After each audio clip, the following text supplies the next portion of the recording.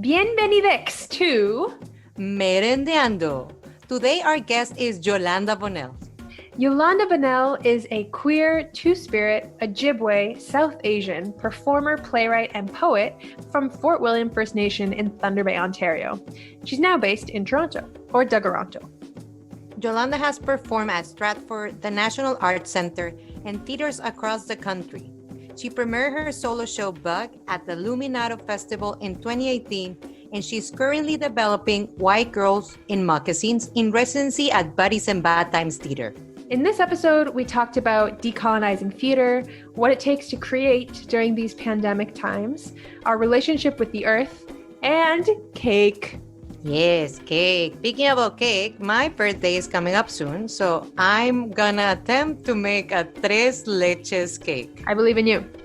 I don't believe in myself, but it will be what it will be, and I will eat it, but I'll let everybody know next episode. And what about you, Camila? What are you snacking on? I am snacking on some tepache right now. I actually made it myself. I'm feeling very accomplished about it. It's my first tepache of the season. If you don't know what tepache is, it's basically like fermented pineapple juice. You cut off the skins or the fruit of the pineapple, you leave it on the counter for a couple days, and then you drink it up. It's like fizzy and sweet. It's super simple to make, and if you add it to a little bit of beer, it's just like the most delicious summer cocktail. So that's what I am sipping on right now. So if you want to have a drink or a cake, we'll put some recipes in the notes. Why don't you grab yourself a merienda or a tasty snack and settle in and get ready for this episode.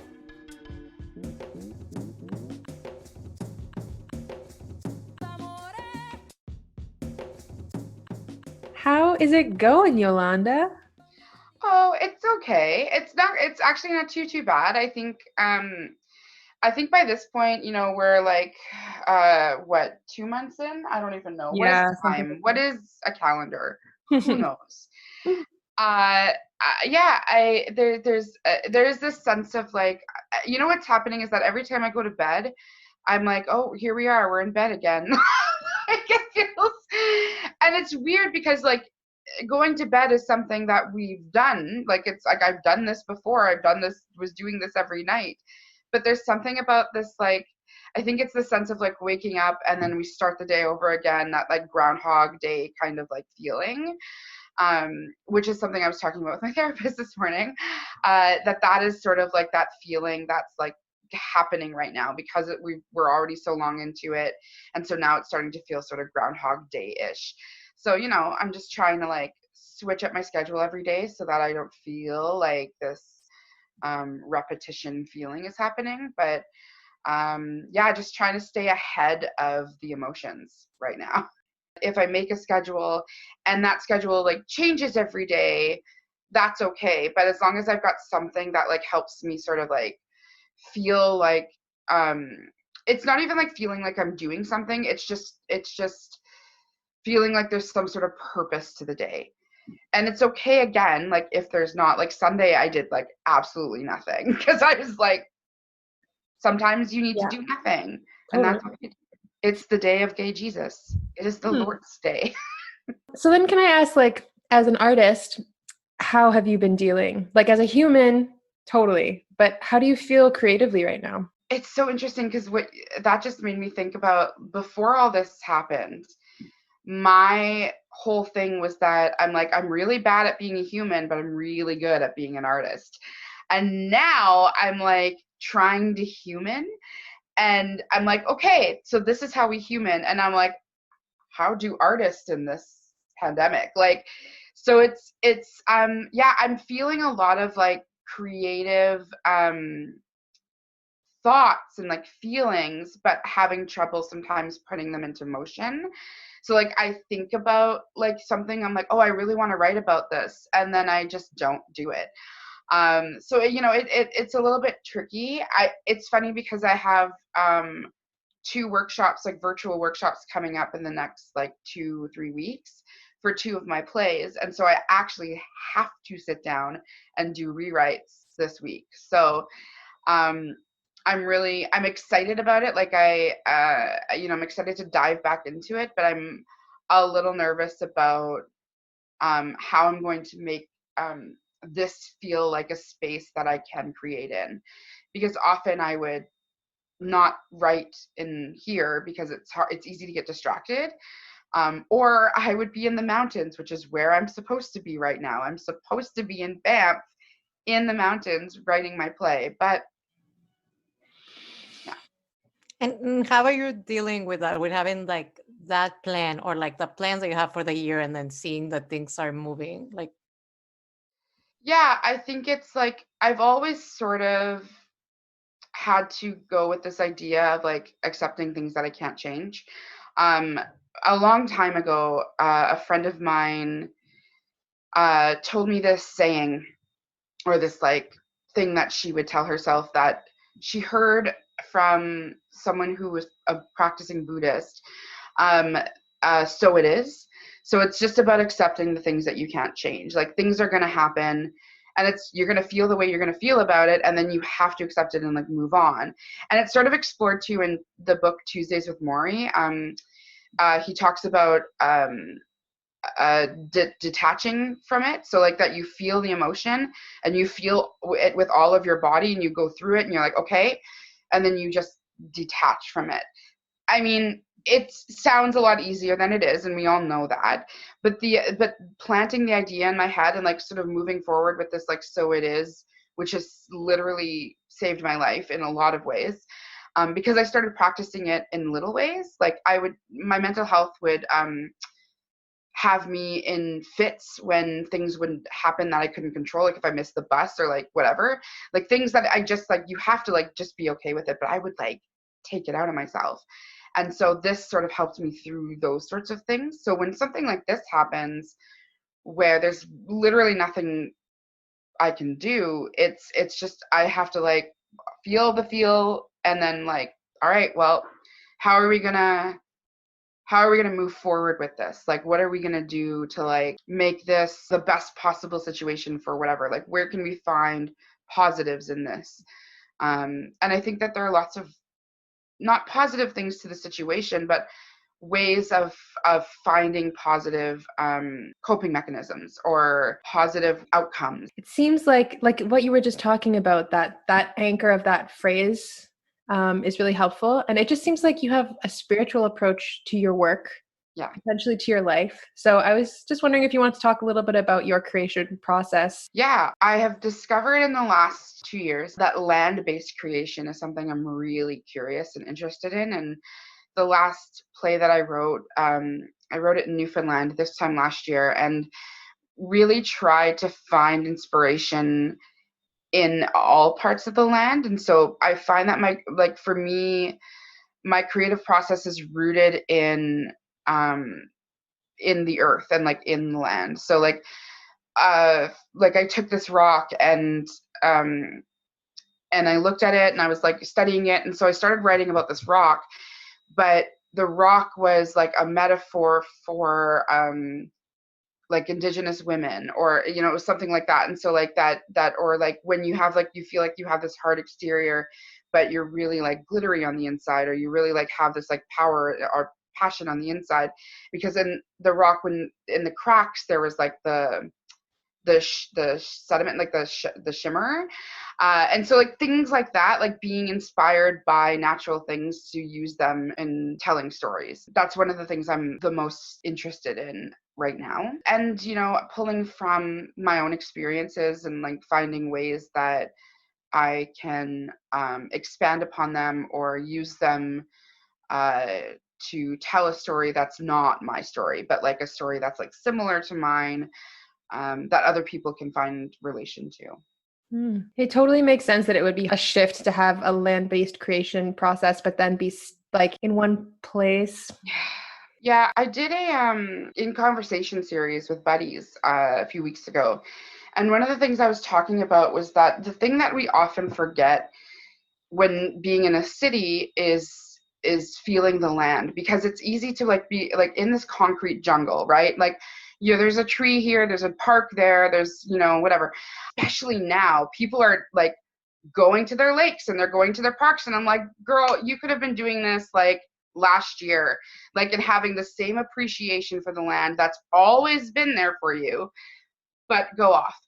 Totally. So one of the things that I was saying was that, you know, we often forget that underneath all this concrete is earth, that the earth is still holding us up, the land is still holding us up. I live in a basement apartment, which for lots of people can be like, oh, you live in a like, you know, it's not fun, but I'm closer to the earth here in the basement. So like I sit, like when I meditate, like I'll sit on my floor and I root myself through the concrete, through the tile, through the concrete, through the wood, into the earth.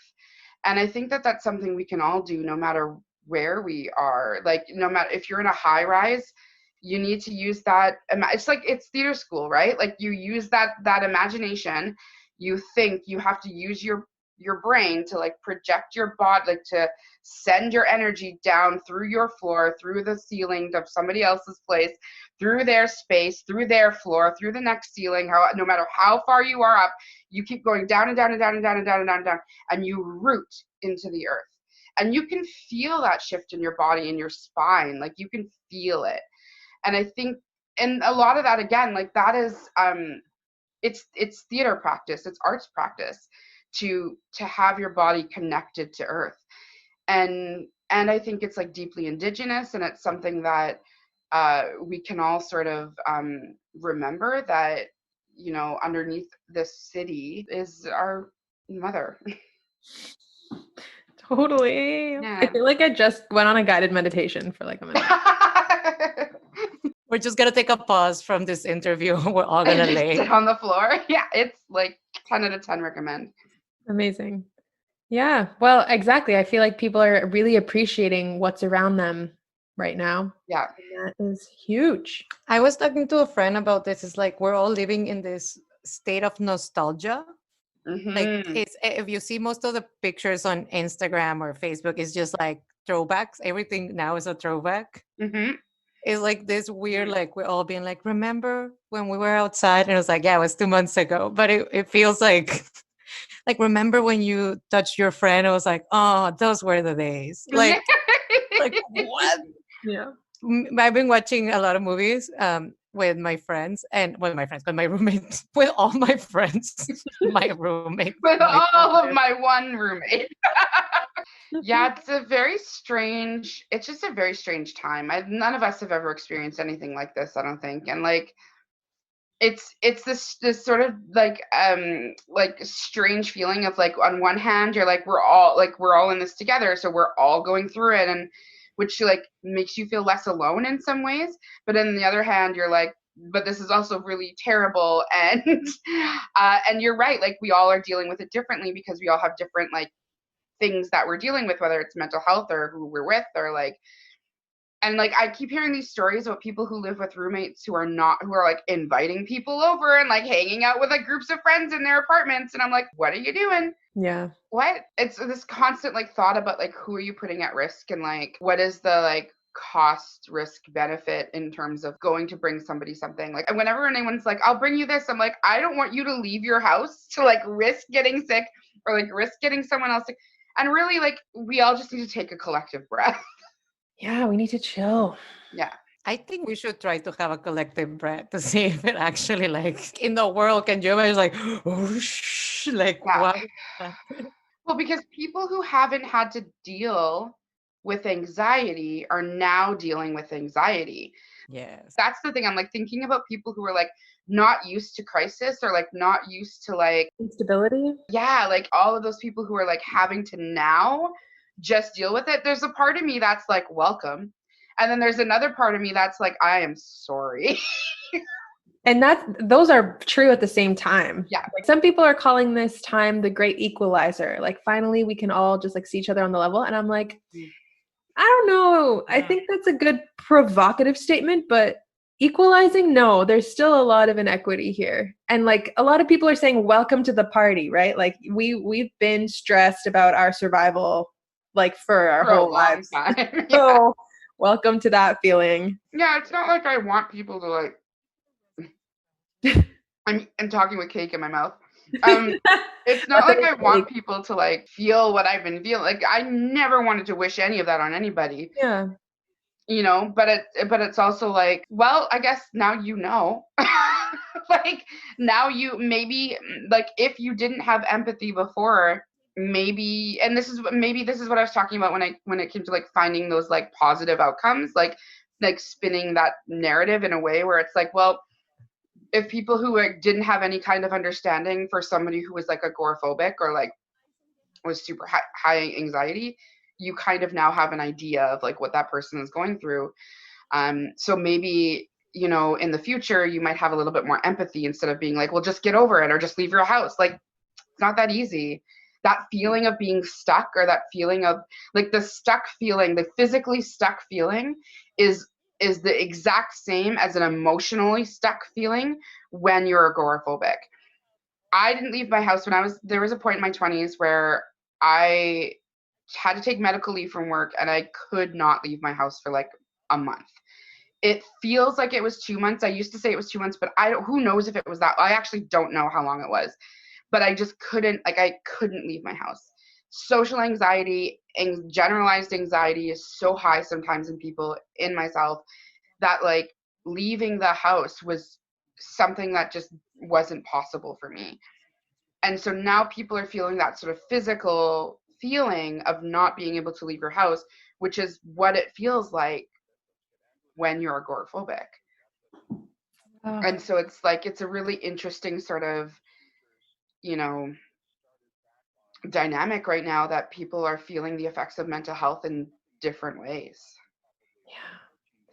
Like, I feel like so much of the work that I've seen of yours, like mostly theater stuff, I was what I'm thinking of right now, is really like empathy generating. So hearing you speak right now, I'm like, yeah, like it makes me think a little bit about Bug and about White Girls and Moccasins, because I really feel like your work in a lot of ways lets people into an experience in like a funny or, you know, theatrical way, and it builds empathy between the audience and people. Yeah, I mean, like, empathy is the only thing that's gonna, like, save us. Because if people were just a little bit more empathetic, we wouldn't have these like, these, like, you know, these ideas that, like, oh, I'm better than you because I have more money, or I'm better than you, blah, blah, blah, blah. Like, we all have to have an understanding of where another person is coming from in order to exist together on a level playing field. Otherwise, you're leveling in different ways, and that's not helping anybody. Remember the theater? I'm joking. I'm like, remember when we used to go to theater? Remember when we used to like go see each other perform? Honestly, I don't know when the next time we're going to be able to is. I don't know either, but you know what? I'm really grateful for the internet. I think that the way in which artists, particularly queer artists, have like found a way to like monopolize or like grab onto other ways of communicating their art with like audiences is incredible. And I think we need to remember that all of this disabled artists have been doing for years. And so like all of these things, the way that disabled artists have been like finding ways of connecting with their audiences, and now that we're like using the same sort of platforms, like I think it's just a really great thing that we're all being able to do that, but also with the recognition that like there have been people who have been doing this for a really long time because they don't have the choice. They don't have the option. Yeah. You mentioned you're doing virtual workshops. The play that I wrote last year and the play that I would have been working on in Banff, it's called My Sister's Rage. And so that one I'm workshopping next week. So it'll be really interesting because there's 9 actors, plus myself, plus my dramaturg, and then Cole Alvis is my producing partner. So that's going to be, it's going to be interesting to navigate that. But how are you going to do that? I don't know. We're going to figure it out. I'm also really excited because like I haven't heard the play in a long time, and so it'll be nice to like just sit with, you know, people on let's just figure this out. We're going to figure out how to do this, and I think that's what we're all doing, is just figuring it out. So I'm going to have total and utter patience for it. And then I have a workshop of White Girls and Moccasins, which again, like, we're in residency with buddies, and we were supposed to have a 2-week workshop, and the second week was going to be in the space, which is part of the residency. Obviously that's been canceled, so we've moved that week to the fall, and we're just focusing on the first week. And it's like bringing in designer time. So that's really exciting that we're going to have our designers in on the workshop. Talking about your work, you tend to work with kind of the same people for a while. Some of your collaborators are the Yeah, same. I mean, I draw from the pool of Indigenous actors that we have, and I'm like, I try to work with different people as much as I can, which is what's exciting about Rage, because there are people that I haven't pulled in for my work before that are coming in, which I'm excited about. And then some actors I do work with multiple times. I'm really lucky that like Buddies has been really supportive of my work and have always sort of found merit in it, and really try to support it as much as possible. So I love working with Buddies, and they're always really great to work with. And so I'll work with them as much as I possibly can. And I've worked with NEPA a few times as an Indigenous run organization or Indigenous organization. The support from them is always important, and the different ways that they do it is really great. I really want to ask you about your thoughts on decolonizing theater, because that, I think that goes along with like finding the right collaborators, the right vibe. So I know during your production of Bug, it was the show itself was beautiful. I got the chance to see it. One of the beautiful things I thought that you did was at the beginning in the program, you wrote a little bit about decolonizing theater. So I would love for you to share some of your thoughts on that. My whole idea was that we need to take theater out of the hands of capitalism and put it back into the hands of the storytellers. Because at the end of the day, that's what it should be about, is the story that you're telling. But it's become about money. It's become about industry. It's not upsetting the norm. And I'm like, as artists, what's the point? If we're not upsetting the norm, then what are we doing?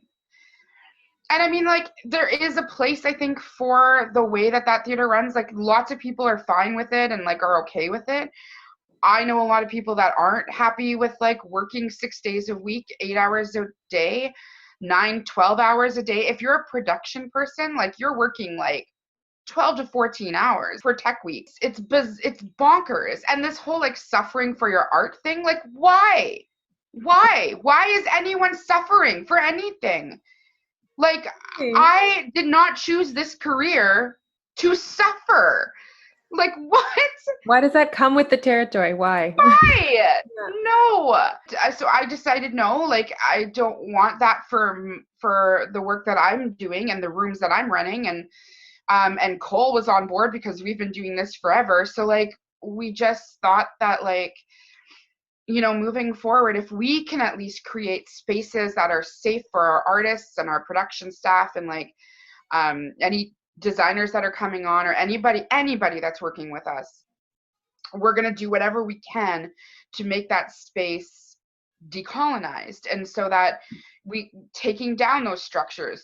And the truth is, like, I don't have the answers, and I wrote about this when I wrote the thing, was that I don't know what the right thing to do is. I'm working from my heart. I'm going, like, this is the thing that I feel is right. This is the only way that I can work.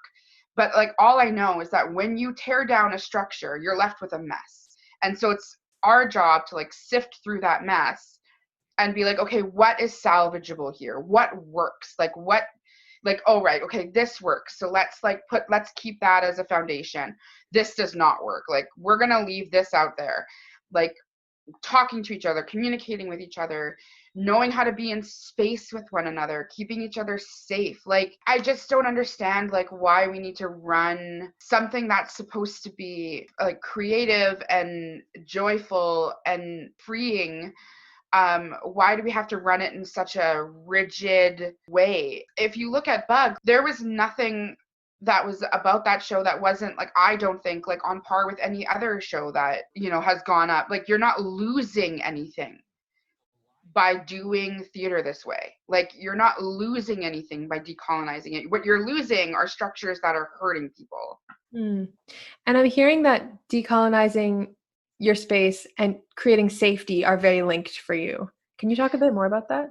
For me, like, decolonial practice is rooted deeply in Indigenous practice, and Indigenous practice for me has always been about safety, and it's always about you know, ensuring that you're moving forward in a good way or in the best way possible, and that you're sticking to those values, that you're working from your heart, or that you're working from a, a deep understanding of empathy, or like your own self-awareness, that it's not coming from a place of putting someone in a position where they're going to be uncomfortable or not feel safe, or feel threatened, or you know what I mean, that it's more like open to feel how you're going to feel, and then we just move forward from that place. And this isn't a new way of thinking. Like, this is something that lots of people have been trying to put into place for years. Monique Mojica has like written about it and has done this work in her practice. Muriel Miguel and Spider Woman Theater in New York, it's the same thing. These are Indigenous artists, Indigenous women who have been doing this work for so long. Lindsay LaChance, who is the artistic associate at the NAC Theater, Indigenous Theater, like, this is her practice. This is the work that she does. And like, she was paired with Kim Senclip Harvey, who like started doing that work on the West Coast. So like, we're everywhere trying to get these like wheels moving, so that, you know, when we work with artists, that they're like, they don't leave a project feeling traumatized. Because how often has that happened? Like, last year alone, every fucking project I did, I was like, and then I had to like start a new one. I was like, what am I doing? Totally. Yeah. One of the things that we've been talking about with buddies is like, I want to sit down with a bunch of production managers and find out, if you could have a dream tech week, what would that look like? If you could have a tech week that ensured that you were getting sleep, able to like eat properly, going home at a decent hour, spending time with your like partners or friends or family, that you're not just focused on the work for a week, like, what would that look like for you? What would you need for that? And then we're going to talk about how we can implement like a decolonized tech week. And that's just like an example. Like, we do need funding for these things, because like, in order to have shorter rehearsal days, you might have to have longer rehearsal periods, right? And so we understand that like space costs money or whatever. So like, how can we like work within the systems that we have already, and like, how can we manipulate the systems that we have to like make it so that no one is burnt out or like overworked from doing the thing that they love to do? Because so many artists are like, I don't want to do this anymore. And I'm like, but you're so good. The amount of like writers that I've been like, your work is phenomenal. I don't understand why you're not being produced. And B, I get it why you're quitting, but like, also don't quit. We need you. But nobody's supporting them. So like, you know, it's frustrating. You know what's also the thing that right now for me is like, this is so romanticized too. Like you're saying, like, you don't need to be exhausted or traumatized or in pain, but it's also so ingrained as artists that we're like, you need to feel the pain. You need to go through it. And it's like, at one point I will say, I crave those long days, which is maybe not a great thing. I relate to that though. There's something like a familiarity, because I know that that's the way that I am familiar with working. Like, I know that close to production time, I am exhausted. I can't think of anything else. Part of my life is a mess, but the show, it's happening and it's getting closer to happening.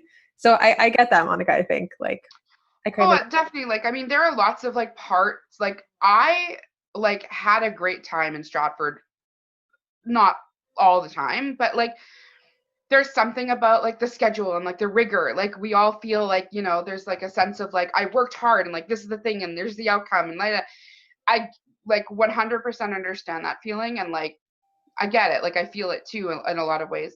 And like I said, like, I think there are places for that. Like, I think that there's a time and a place for that. But I think that like, a lot of our thought processes are thought processes that we've had ingrained in us, or like beat over the head, so that, you know, some of the ways that we think and feel and like work in right now, we're so just like, yeah, we're used to, or we love, because it's been what's been taught to us. It's been like sort of what brainwashed us into like thinking that this is okay.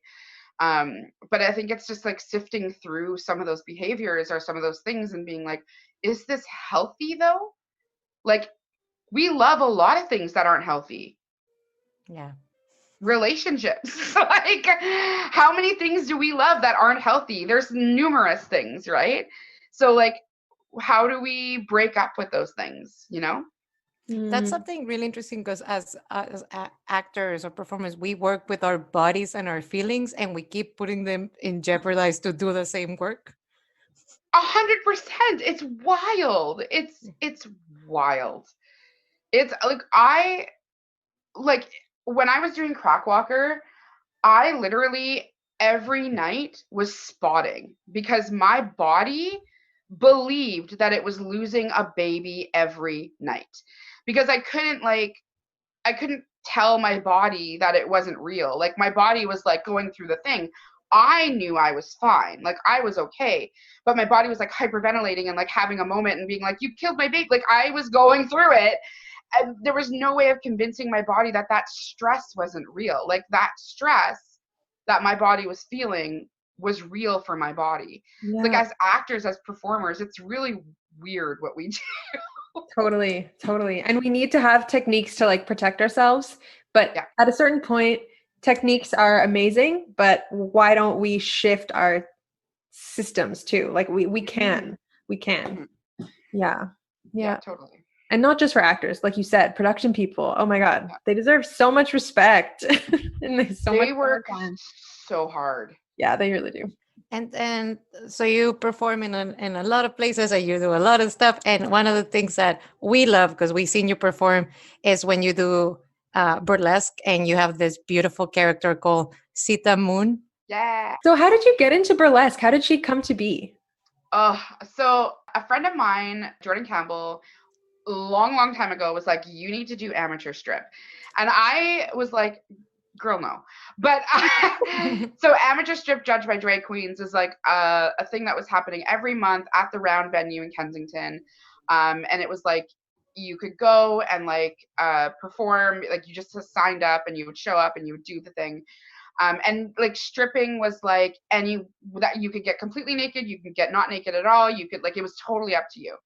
And then they gave up prizes like at the end.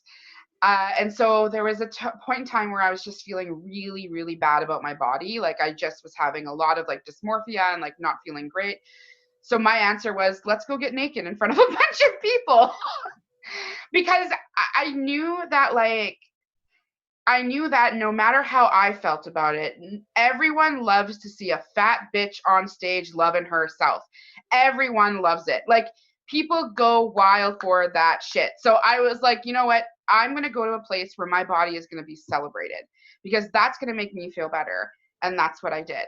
So I realized when I got there that everybody was using a stage name. And I was like, I don't have a stage name. No way.